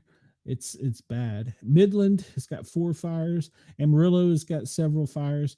And basically that whole area over in the southeast, we're beginning to see it because we discussed yesterday about the droughts. Well, the drought conditions, we're having new fires. There's a new fire reported right there in Colbert County. That's in Alabama. Another one down is a prescribed burn. That's in lower Alabama. Wendell, see any here for you. Let's see. Kabah County, it's a wildfire. So yeah, you can see all this is going to extend. We saw yesterday, if you remember with the winds, there was a section from pretty much Ohio that came down laterally across the country down into Louisiana where that was that dry area. Well, you can see that's increasing the fires that are there in the fire threat. And with that wind cyclonic event, just look at the number of fires they have there. I'll show you this on the NASA map and it'll look a little bit better here in a second. Maybe slightly better. Okay. This is the NASA map that they created. They just stopped with the little dots and went to full out flames for look, Oklahoma is really, really having a lot of fires right now, with that heat wave coming up from Mexico, meeting that vortex of air. And that's going to meet the dry air. We're going to be talking about mud here in the South very soon, mud rain. But yeah, Oklahoma is where the major parts are. Other parts of the country, remember the brighter dots are fires, but the real tiny dots are where there's reports by satellite, but they haven't got boots on the ground yet. So you can see here, even in, let's see, where's this one in Knoxville? Let me zoom in. That's inner city. It's probably a house fire down in College Hills. The satellite has picked it up, or it could just be a small outdoor brush fire. But yeah, our country right now has many fires burning. Atlanta, you don't have many around you, but your northeast region of the mountains coming down through Gwinnett to the Oconee National Forest, there's several. Down here just above Tallahassee, there's several fires. And Chris, up where you are in Illinois, there not a lot of fires up there per se. And over where you are, Harley in Ohio, you have a few reported in your area. So it's that time of year, tornadoes, and oh, well, I've already put the map away. On the radar map, I meant to point out there is well, maybe we can see it. I'll show it to you on the other map. Let's just take a look. Can we see it here? Let's make this full screen. What do you say? This is our favorite map. All right, so here we see, like we discussed, everybody remember, if you want to come over, we're showing a lot of visuals. If you're listening to Yerg's Radio or Rainbow Radio or even Radio X, which we appreciate all of you for listening, come on over and find us at the Paranormal Guys, the Sportcat shows. Guys is with a Z. Join the chat, hop in here and have some fun with us. It's a lot of fun. This is our favorite visual. It is an AI representation of the wind in the actually it's in the globe, the view I have right now. And we can see pretty much as we were discussing that air coming in off the Pacific, mixing in the Rockies, going down and creating a little vortex there with the air coming off of the Gulf of America. And it's all pulling right into that snowstorm that's being driven off of the Pacific coast into the Rockies. And we can see this is the storm that was the remnants of the storm that ravaged the South over the weekend, is up off of Nova Scotia, and it'll be pushing further out to sea here during the end of the day or end of the week. Let's see. Down the Gulf of America, we see how that warm air, it's not as warm as it should be yet, off the warm water, is being pulled up into that vortex. And it's just that's going to be the nightmare that's going to move southeast over Oklahoma. That's going to create even more fires with the storms. And we're going to be looking at some rainfall, not enough to quench all the fires, but then we're going to be looking at dust storms that will be moving across the lower 48. What I wanted to point out on this, there is a 10% chance that this little tiny dot right here, this little teeny tiny dot, no, it's not that one. Hold on. Let me go zoom out. I'm too far in. Yeah, it's that little tiny dot. Yeah, right there. There's a 10% chance this could become the first hurricane of the season, according to weather experts. Chris says, I had no idea that so much was on fire at any one time is actually surprising. It is to many people, and it's only gotten worse. It's through the dry weather, of course, thunderstorms, and we have these eco-terrorists are now these people that want to set cars on fire because they don't like somebody's opinion or what their job is or whatever. So you have people that use fire as a weapon. Well, fire has always been a weapon. So, but yes, that's the little area that they're already starting. The National Hurricane Center is starting to watch and has given it a 10% chance of becoming the first named storm. I literally think this one would stand a better chance, to be honest, but I don't guess the water right there is warm enough for it. So I zoomed down into Australia and see how the winds are down under. And it looks kind of calm over Australia. You have pretty much winds extending from the East Coast going all the way down to, or not all the way, across the country. And it looks like they're sloping downward, southward, off of little vortexes that is kind of off of the northwest tip of Australia down there, a little vortex down there. But it doesn't look as though there's a lot of wind activity. And I want to see if I can find, let me zoom out here, see if I can remember my geography. There was another cyclone. I think I got a map pulled up of it here in a bit. Where is that? We're just going to have to pull it up because my geography is not up to where it should be. This? No. That will probably be our next 20% chance of one for a hurricane. Trying to find. Maybe it's down here. Yeah, maybe off the tip of Peru is the cyclone that's going to be causing the most havoc here soon. I believe that is the one. We'll pull it up and see here. How about that? We'll just bring it up and see. All right. The event map. I didn't kill this map from yesterday because I didn't feel like I got to cover everything. And then there were some things that we didn't even talk about.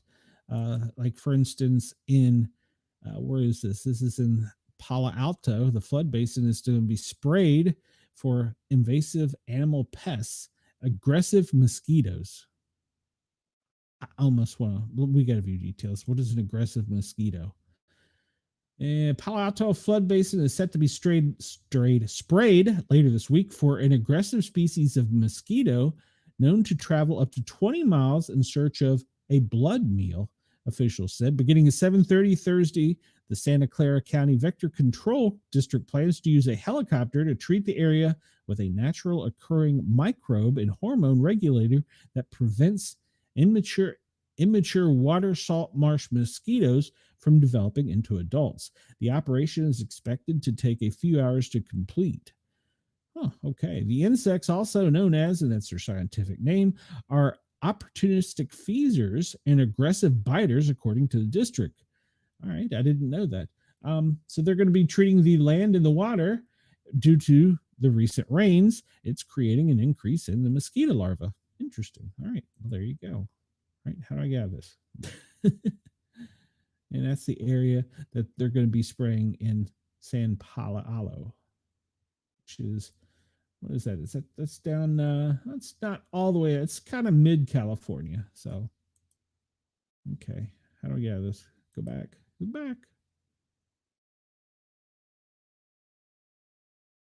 Oh, I guess I go back to the event map. Okay, that's what I do. All right.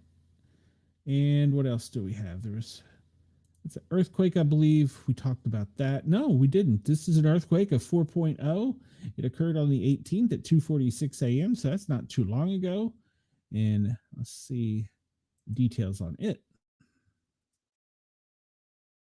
United States earthquake 4.04, and it affected, where is that? That's in Southern California. Oh, no, that's one again. That's just southeast of San Francisco. A small earthquake. Well, I don't know if a 4.0 is small, but I'm not earthquake trained. So let's see, what do we have up here?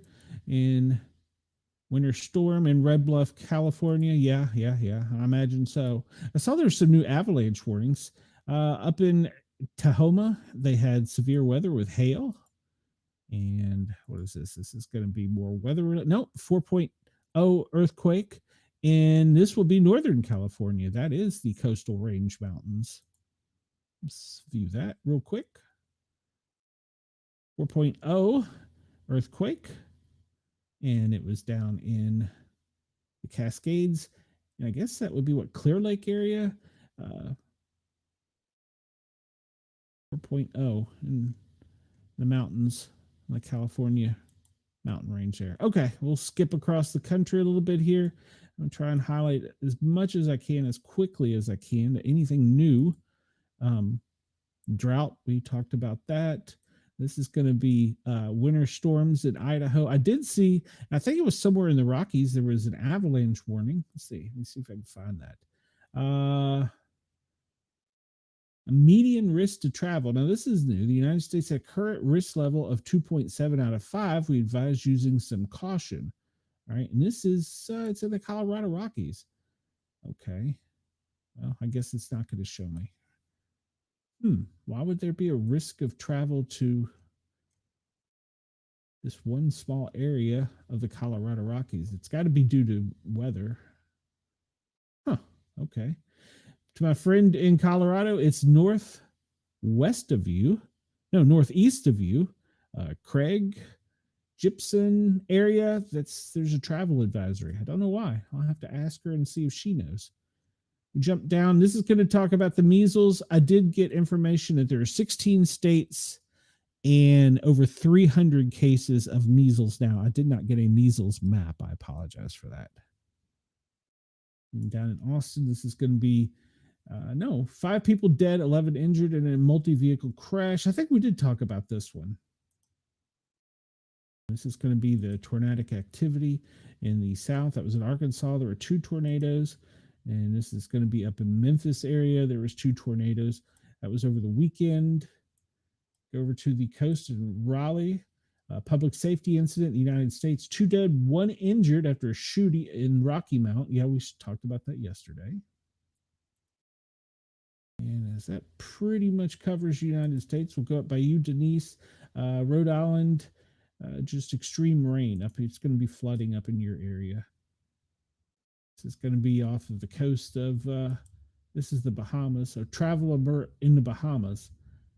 We're going to have to find out what the travel alert in this middle of the country is. I'm kind of surprised at that. So, all right, that covers everything in the U.S. We'll go down under real quick. Oh, here we go. This is Jude. I'm sorry. This is Jude off of the coast of Africa. It's going to be coming aboard affecting Mozambique. And if we notice, once again, Chris will probably talk about this later in the week. I don't have much of a following in Mozambique or Madagascar. Maybe I will. But Jude, once again, it's going to meet up with another front, but it's going to do the same crazy thing where it stalls and then moves. And it's going to keep lashing out on Madagascar and Mozambique for the next couple of days. It's rather crazy. Let's drop down here to Peru. Peru, they're not even really... Well, that would be Argentina. I'm sorry. I said Peru. That's more in the center of the country. They're not even putting anything up more than a storm weather. So it looked more intense on the world wind map. All right, go to Australia. There we go. All right, we still have flooding. It's going to be in the Sydney. No, I'm sorry. Heat wave in Sydney. Sizzle under record-breaking heat wave as paramedics issue a warning. All right, well, that was from yesterday. Paramedics have issued a warning in Sydney about the heat wave. Let's see if I can pull some details up on this. Australia, the silent killer in Sydney sizzles under record-breaking heat wave as paramedics issue warnings. Sydney has sweated through its warmest March in 149 years and woken to a day of extreme heat. Beaches and water parks are packed as temperatures climbed into the high 30s today in what felt like a return of summer.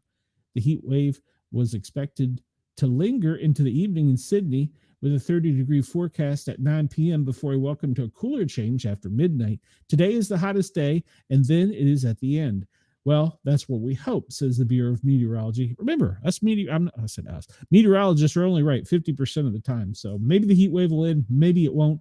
But at any rate, the Ambulance Associate Director for Emergency Management, Steve Vaughn, has entered this put out this warning for Sydney and said that we want to make sure that you hydrate. Of course, it goes without saying, if you're out in the sun, you put a sunscreen, take breaks from the sun. If you can go indoors to air conditioning, that would be even better. But yeah, it's a record-breaking heat wave. All right, so Australian officials urged in the flooded areas to protect against the mosquitoes as a new Japanese encephalitis case has been detected. Now, this is brand new news. I hadn't seen this one. We haven't talked about this. A mosquito with encephalitis. Great. From Japan. Does the mammoth mouse kill it? I don't know. Health officials have warned people in recently flooded areas of the country to protect against mosquito-borne diseases, and after a new case of Japanese encephalitis was detected in New South Wales. Japanese encephalitis is a viral infection that can cause severe illness and sometimes death, according to the World Health Organization, the WHO. The NSW Health said a man in his 20s has become the 5th person to contract Japanese encephalitis in the state this season after traveling to northern NSW. And Actman died from Japanese encephalitis earlier this month after contracting the disease while holidaying in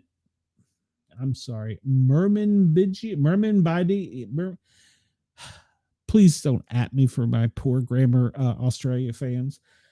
Murrumbidgee region, second death from the virus in NSW this year. In Queensland, the first locally acquired human case of the disease was detected in early January, person who likely caught the disease on NSW Queensland's border. Earlier this month, the Queensland Health confirmed that the virus had been detected in mosquitoes in Brisbane. What is Japanese encephalitis, and why are the cases rising? Well, it's a mosquito-borne viral infection that belongs to the same class of other common infections, and it goes to name them dengue, Zika, yellow fever, and West Nile virus. The University of Queensland infectious disease physician Paul Griffin has said the virus has a complicated life cycle and has moved between animals in its quite complex life cycle that involves birds and pigs is being transferred from mosquitoes now into humans. All right, well, that's not great. The virus was first detected in the Tiwi Islands and spread to the south in 2022, and he described an unprecedented incursion through the eastern states as other parts of the country since there was a lot of flooding that year. So we think the flooding, which is perfect for mosquito breeding and waiting bird migration, with the bird being the key carriers that push the virus south into the Murray River region. It had become dormant until this year and now has become an epidemic. It's certainly on the rise in the way that we're seeing cases in the area that have never seen before in Australia. He said it's unclear why the Japanese encephalitis has taken hold in the southern parts of Australia. Here we go. Climate change and animals could be a factor. Well, we had heavy rains and flooding, and we know that those are areas that mosquitoes love. And we just talked about heat wave, hot conditions, mosquitoes. Think about it. All right. So Japanese encephalitis is spread to humans by the mosquito carrying it, according to the WHO. And it's been going back and forth between pigs and birds. And they're amplifying it and bringing it to the new host, us humans. So even with a mild case, you can become seriously ill. You develop symptoms such as confusion, severe headaches, changes in conscious state, and even seizures. Well, hell, I have all of those, but the seizures, oh my God, should I be checked out?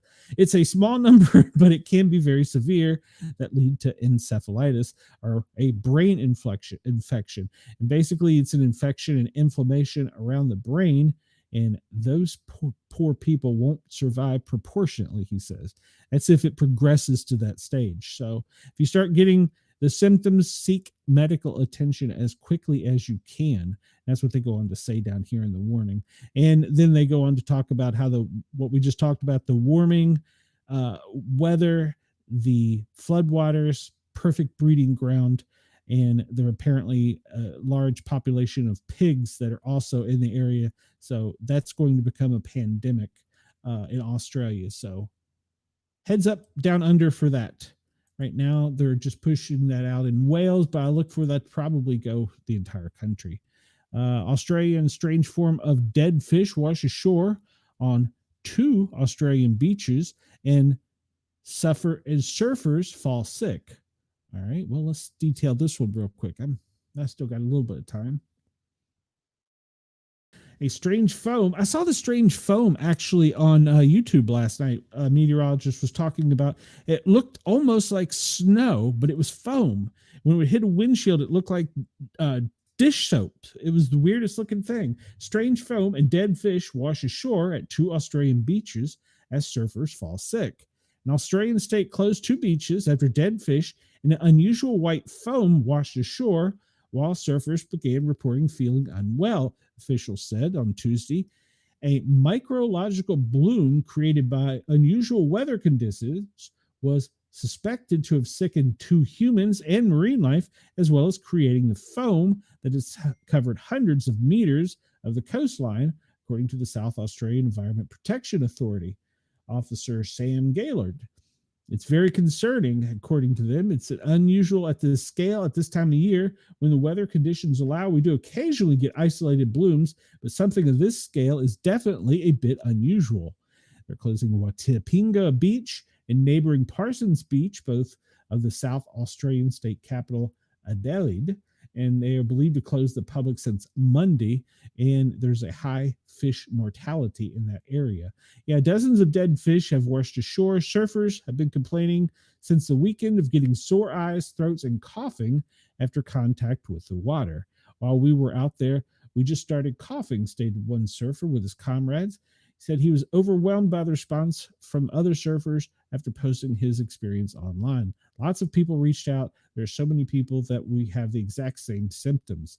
Marine scientists took water samples from the foam, from which is a byproduct of a toxic organism decay on Monday, but it could take until the end of the week to identify the organism. So we'll need to follow that. It's a bloom of microalgae, microscopic single-celled organism, which could have caused by a recent extended period of hot and dry weather with little wind.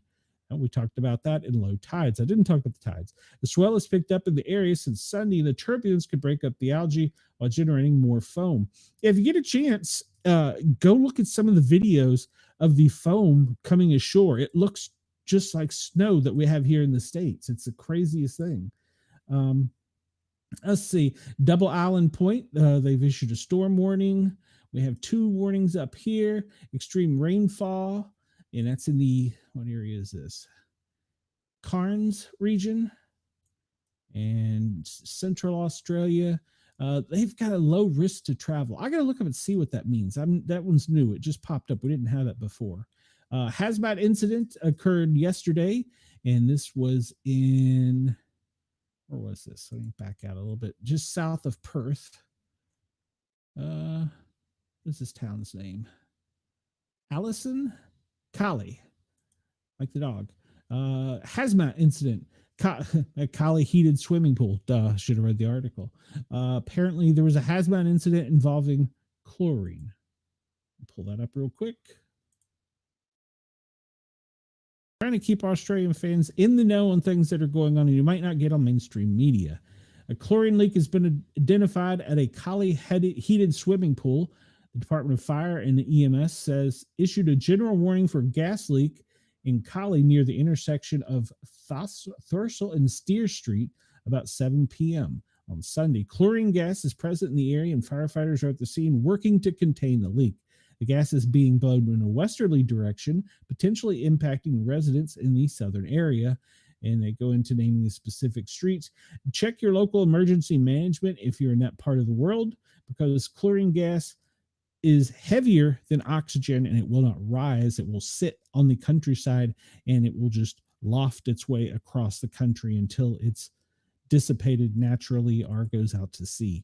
So definitely seek your emergency services in the area to find out what precautions need to be taken. That could be a serious incident. I think it's almost over, but I don't want to say because I'm not an expert down under. So check with local emergency managers.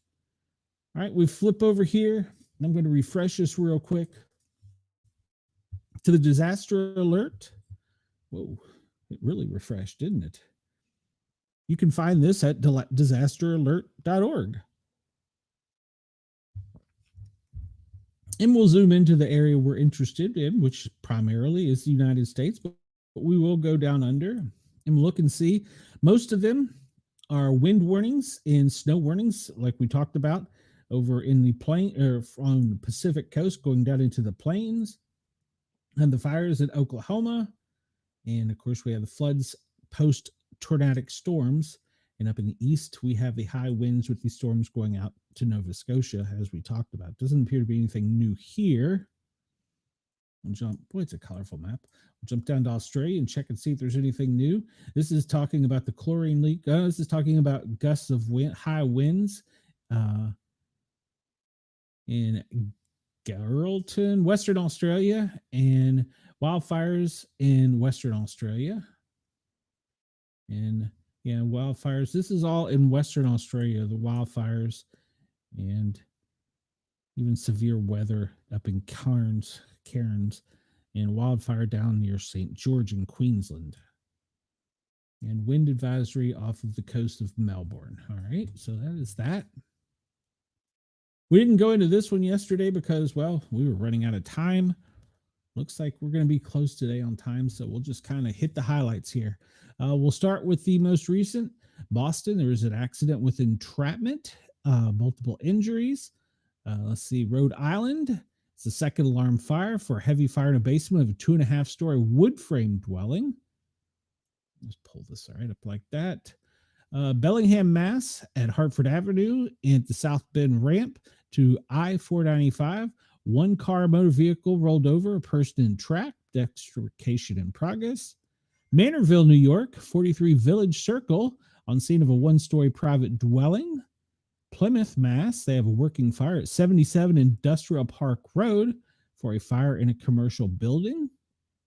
These are all current events. And motor vehicle with entrapment in Abington, Maine, Wales Street and Adams. Request a full working response. Out on the West Coast, a second alarm, Spring Valley, California, at Jamaica Boulevard. San Diego County Fire Rescue on scene of a second alarm transmitted for fire in a commercial building. In Atlanta, my home, oh, shocker. House fire in a boarded up Bacon house on McDonough Boulevard. Also down in, nope, this isn't my Newton, Mass. They have a person on scene with a car versus pedestrian. And the victim, unfortunately, did not survive. They've requested the photo and crime scene reconnaissance team. Staten Island, Ocean Road, FDNY, on scene of a motor vehicle collision with a confirmed entrapment. And now they're saying the person has been extracted safely and on the way to the hospital. It does not say their condition. Hartford, Connecticut, on Sharon Street, a working fire in the attic of a 2.5-story wood frame dwelling. If you have any questions about what this is, just let me know. In Queens, there's a train incident, not accident. Apparently a pedestrian versus train. They've requested the power to be turned off. The person was trapped under the train. Unknown condition of the one needing aid. Well, train person, don't know. We're jumping back all the way to 0130 into New Island, Long Island, New York. That's up by you, Denise. There was an accident that required the jaws of life. And a barricaded subject in Staten Island with New York City requesting FDNY, NYPD, and EMS for a barricaded suspect. ESU. All right. I don't know if they got the person out. Connecticut. This is jumping into late last night.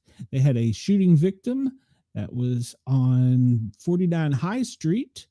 Unknown extent of injury or perp information. All right, we're getting back to where we probably are getting a little old news here. But you can find this at newenglandfirenews.net, and you can set up a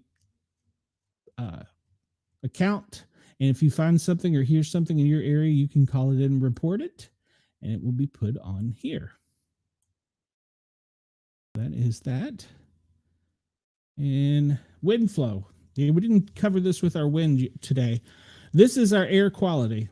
Much of the country, well, okay, not much. South Atlanta, South, and Alabama, lower Alabama is got moderate air conditions right now. Looks like up in Illinois, depending on what part you are in, Chris, there's parts up there that have some moderate conditions. But this is what I really wanted to zoom in on. Look at Oklahoma City. These are high winds, fire, and rain mixing with dust storms. This is horrible. They're telling people to stay inside, seek shelter. This is just northwest of Oklahoma City, and it's just a terrible air quality conditions in Oklahoma due to, you have the fire, so you have the smoke, so you have the dust from the dust storms, and then you have the mud from the rain. So it's just a hot mess right there in Oklahoma City. El Paso, you're almost as bad, but not as bad as Oklahoma City. I got to say, from the time I've been monitoring this, I don't think I've ever seen one as bad as this over Oklahoma City. So stay indoors and seek medical help if you start to feel a respiratory illness. We see out on Southern California coastline, almost San Diego, north, what would that be? Northwest, no, southwest. no, Northwest. The air quality down there is not very good from the pretty much San Diego area, laterally transverse. It's horrible conditions. Once again, that's due to the fires. Yes, and the tornadic season is firing up in Oklahoma. Not good news at all. Not good news at all.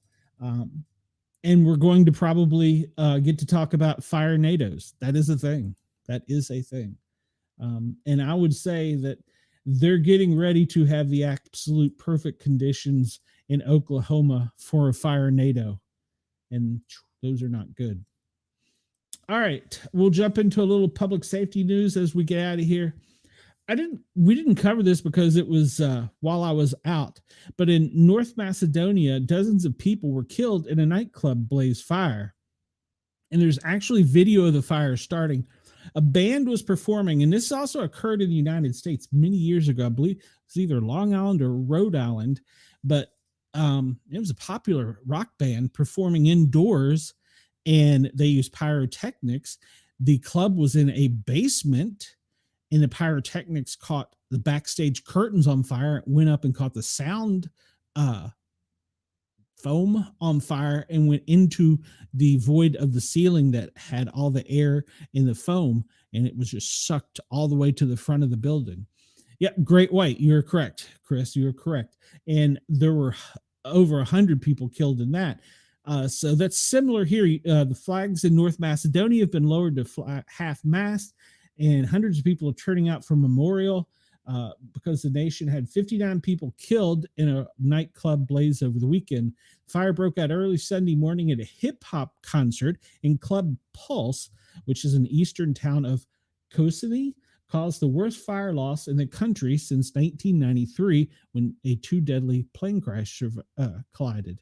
Most of the killed were teens and young adults, unfortunately. The fire triggered a widening criminal investigation with 20 people called in for questioning, including a former minister. Arrests are likely imminent, said the Interior Minister. The mayor of, I can't pronounce the count, on Monday announced his resignation, over the tragedy as he urged the circumstances to be thoroughly probed. These children were our children. I knew most of them. I knew their families, and some were family and friends. The shock and brokenness I will feel and the loss my entire life. He resigned. People flocked to memorials around North Macedonia, a country of $1.8 million, to pay respect to those killed and to vent anger. I think this is not an accident, but literally direct murder due to all the breaches that are being done in the state, said one 19-year-old psychology student. Hundreds have turned out at a service in the university under frigid rain conditions. We cannot be silent all the time, no matter how afraid we are, she said, as students come to stand in silence and lay flowers and light candles at a makeshift shrine. And the town has 30,000 residents. Dozens waited in line to sign a book of condolences.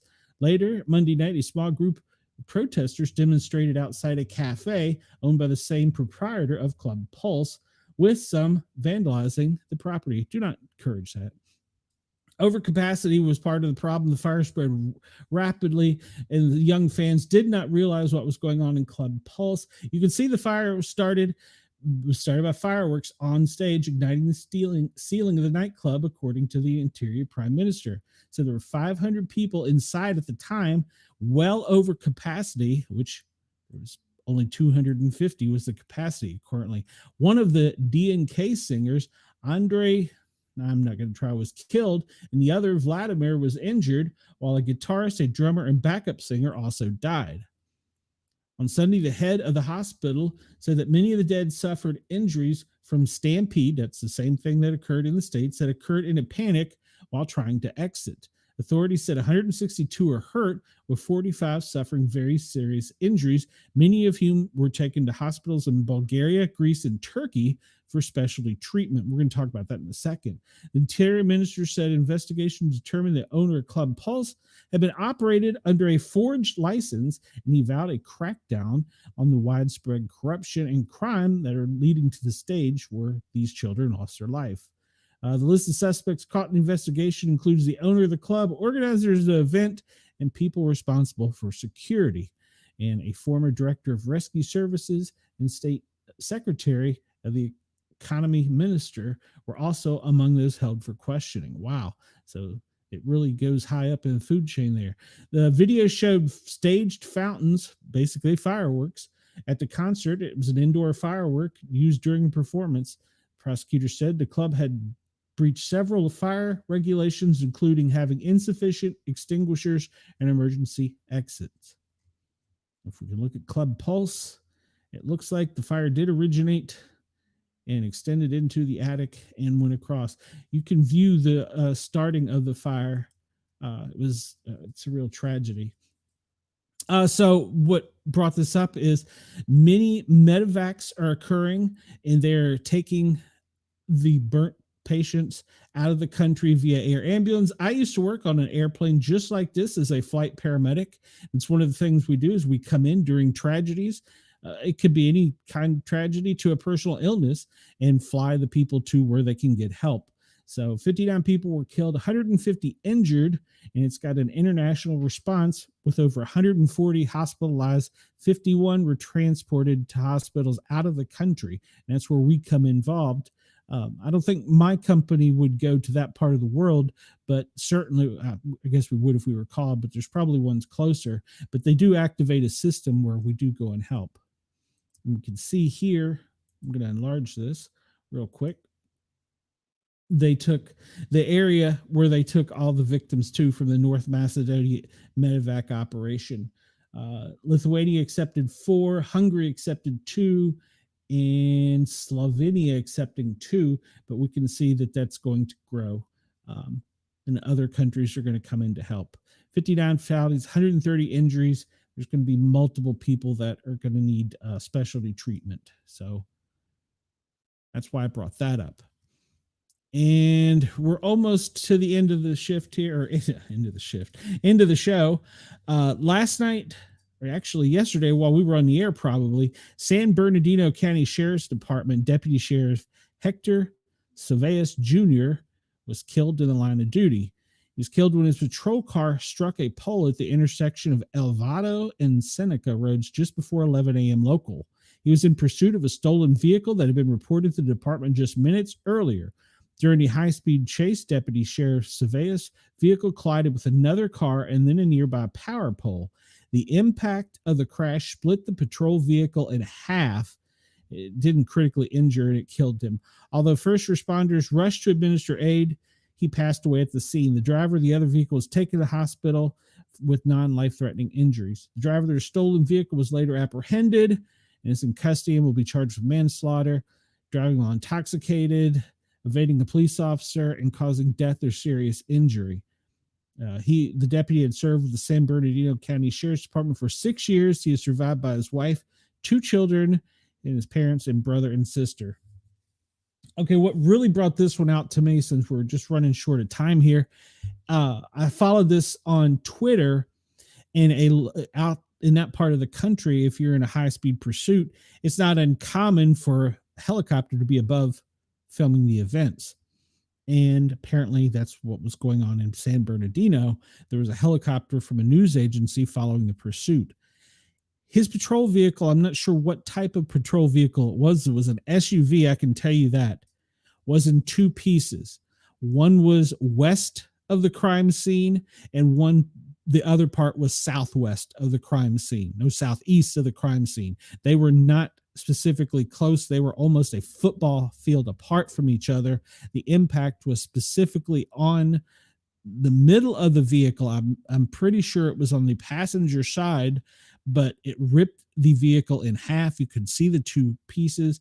And unfortunately, the news coverage that was covering this live did not realize that the deputy was ejected and was laying in the middle of the road. And so you could see from the live coverage, the deputy, he was killed upon impact and ejected from the vehicle as it was ripped in half. During the investigation, they initially put a white sheet over him. They brought out a power company, put up a barrier to try and shield the public. Of course, a helicopter, what do we used to call them, the news cavalry from air cavalry, was overhead. They placed a flag over his body until the investigation was complete, and then his comrades lifted him into a stretcher and transported him via an ambulance to have his body examined by the coroner. It was really graphic, really violent. I can't say I've seen an accident that violent in a long time. Typically the cars don't do that anymore. That was, so if you want to check it out, you can find it on Twitter. I wasn't going to show the footage. So no recent firefighter fatalities. If you remember, we were up to 18 yesterday. The last one was from Pilot Grove, Mississippi. Donald Kemmerich was the last firefighter. He was an assistant chief. He responded to a grass fire where he fought the fire strenuously for 2 hours. After the emergency response, he returned home. A few hours later, he received an emergency call to his home. Upon their arrivals, they found Chief in distress and began CPR. Despite life-saving efforts, Assistant Chief Kemmerich was pronounced deceased at the scene. One thing a lot of people don't realize about public safety and line of duty deaths is that the fire department is responsible for us for up to 48 hours. In other words, if we respond to a call and then go home and we have a hypertensive crisis, a stroke, or whatever, it's caused by our job. So, all right, we got through it. We did it, right? Do I have it? No, I still have another screen.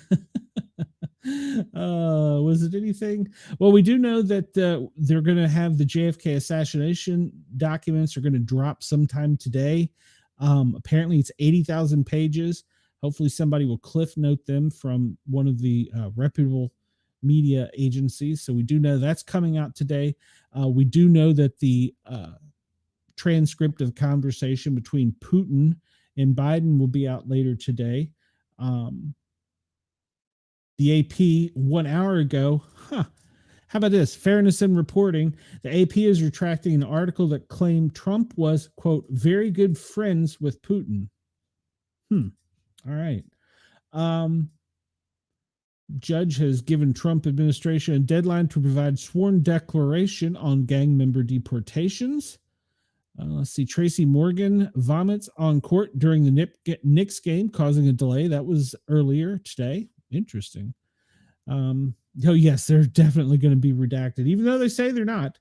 Conan O'Brien is to return hosting the 2026 Oscars. Let's see. I believe those are the newest headlines. Don Lemon.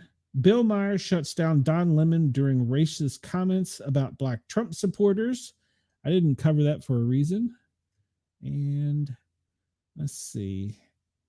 If there's any other breaking news, doesn't look like it from the Daily Wire. So was that it? Did I get it all? Oh, we didn't do sports. I'm sorry, Chris. We didn't do sports. Well, we've got a whole bracket. Maybe I should do, is there enough interest? I know Radio Australia probably wouldn't be interested in March Madness in the States, but is there enough interest where anybody would want to do a bracket show? If so, let me know. I would be glad to do a bracket show. Yeah, well, I just cliff noted it and was like, yeah, no, pass, hard pass. I'll get into some gray areas on some subjects, but some I just nope, I'm out. Usually, and I have told Ross this many times, when you're having a conversation, you start name calling, I'm out, I'm done. Delete, skip, goodbye. I don't do that. Once you start that, your arguments are invalid to me, because you shouldn't be calling each other names. We're all human beings at the end of the day and put our britches on the same way. But yeah. All right. So let's start wrapping up our goodbyes. But if there is an interest, drop me a message. You can either do it through Yerg's Radio, or you can email me at sportcat@protonmail.com. Of course, you can find me on all social media at either at Sportcat or Sportcat Medic. And if there's enough interest, I'd be willing to do a bracket show. Just join the chat. We all get in and we pick our brackets and, have a little fun with it. If there's enough interest, because I believe the games start tomorrow night. Is it tomorrow night or Thursday? They're starting soon, so I'd like to get the brackets out there. Of course, everybody knows who I'm going to pick. Tennessee, duh. Both men's and women. Although Auburn's going to be hard to get by, and Duke. Ooh, they're going to sneak in there too. So we got to keep an eye on them. And of course, I'm going to give Amanda hell because, well, Kentucky. So there is that. And there was a story about West Virginia governors filing a lawsuit against the NCAA because West Virginia was left out of the tournament. So I didn't run with that story either. Maybe we can cover that one too. But yeah, if there's enough interest, I would do it. I know it wouldn't be for Cheyenne, but all right. So at any rate, I'm wrapping up. I want to thank Ross at Yerg's Radio and Rainbow Radio for allowing me on. I know our voices don't always unite on things. Wendell, he is not a sports fan, so Wendell is out on sports. I do need to add a paranormal section of this show, Wendell, so help me out. I saw you were going to have a show with an Australian Yowie hunter. Maybe you can send her my way. I'd be interested in that. But yes, thanks to everybody at Yerg's Radio and Rainbow Radio. Ross, I appreciate your time and effort you put into helping me get out there. Of course, we can't say anything without saying Radio X, thank you for everything you are doing. I appreciate your support. Everybody down under, please come over to find us on the Para Are Normal Guys with a Z, 3 words, Para Are Normal Guys with a Z. And I need you to follow, share, subscribe, and like. I really appreciate the input I've got. If you want to shoot me a message, you've got a voicemail, you can go to speakpipe.com/sportcat, send me a voicemail. I'm also on Thin Line Rock Station Tuesdays and Thursdays, noon till 1400 Eastern Standard Time. I'm spinning some rock and roll. If you want to get a song out there, shoot me a message. I'll be glad to do it. Everybody else, I appreciate it. Thank you to Ross. Thank you to Rainbow Radio, and Radio X. Everybody have a great day. Good afternoon, good day. Hold on, I got a sound effect for that. I don't even have to say that anymore. Good afternoon, good day. In case I don't see you. Good afternoon, good evening, and good night.